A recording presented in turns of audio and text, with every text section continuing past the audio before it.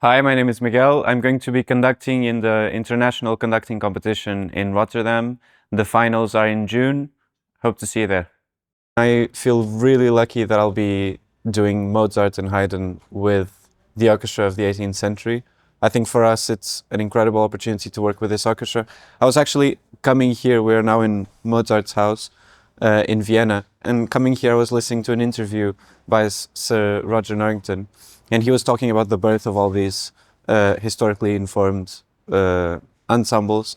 And I think we were even commenting amongst conductors that out of all of them, the 18th century orchestra is one that really managed to have that sort of revolutionary impulse in the beginning of doing things differently. And then rather than stay and crystallize like that, really keeps being an ensemble that wants to do things, try new things and new ideas, and rediscover these composers over and over again. And that's something that's really exciting for a conductor. And so I'm looking forward. I'm really looking forward to do this Haydn with the 18th century orchestra. I actually came to Haydn quite late. I studied earlier, but I only conducted Haydn quite late. And that was interesting for me because I had the experience of doing, for example, a lot of neoclassical Stravinsky, and also thinking, for example, of Beethoven 8, all these composers that don't seem to have that much to do with Haydn actually, but in all their humor and quirkiness, you find that you can trace that back to Haydn. And so it's been really interesting for me to study Haydn now more, and to find all of those inner musical jokes and quirkiness and sense of humor that is so typical of Haydn, and sort of look at it in a new light. So I'm looking forward. I'm really excited to be doing the third movement of Beethoven's Third Piano Concerto.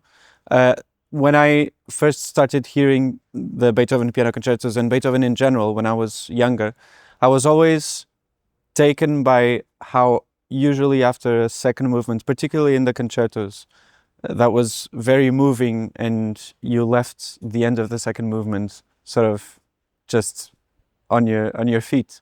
And then usually in the third, I don't know where Beethoven gets this energy from, but he leaps into the beginning with a tremendous energy, either tremendous joy, or in this case, at the beginning of the third movement, a sort of scheming-like energy, which I really enjoy and am excited to be performing next. I'm really looking forward to be conducting Ennio Pope with the actual performers that premiere the piece with Kong from Wien. That is really exciting. I was reading a program note by the composer.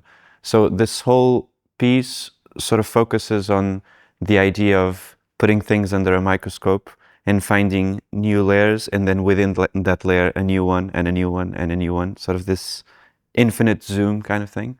But what I was really struck by was a particular sentence that Ennio Pope used in the program notes, which is the problem of predictability. But actually, predictability creates tension. Because in order to have tension, that's what he says, in order to have tension, one needs to know what will happen next, like in a spy movie or a suspense thriller or a Hitchcock movie. So I just love that phrase, and I think it applies really well to this piece. So I'm really looking forward.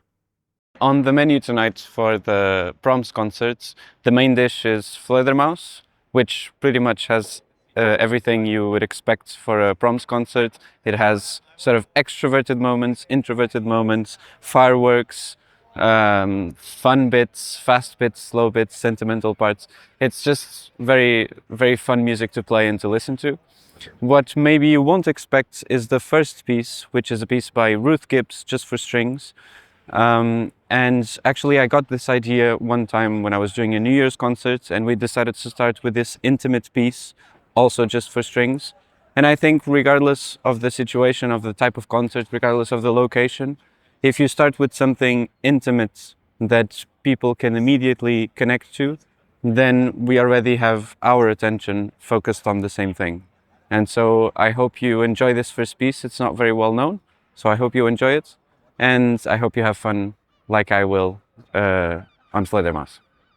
I'm really looking forward to this opera round, not only because it's not every day that we get to do this type of opera repertoire in concert with the perfect conditions, but also because given the repertoire that we're doing, it's quite special for me. The first opera composer that I conducted professionally by myself was Puccini, Suor Angelica. So it's very special to be doing Puccini again in these circumstances. And also, when I was young, the first opera that I went and watched was Madame Butterfly. So to be doing the humming chorus from that is also incredible. So I'm looking forward.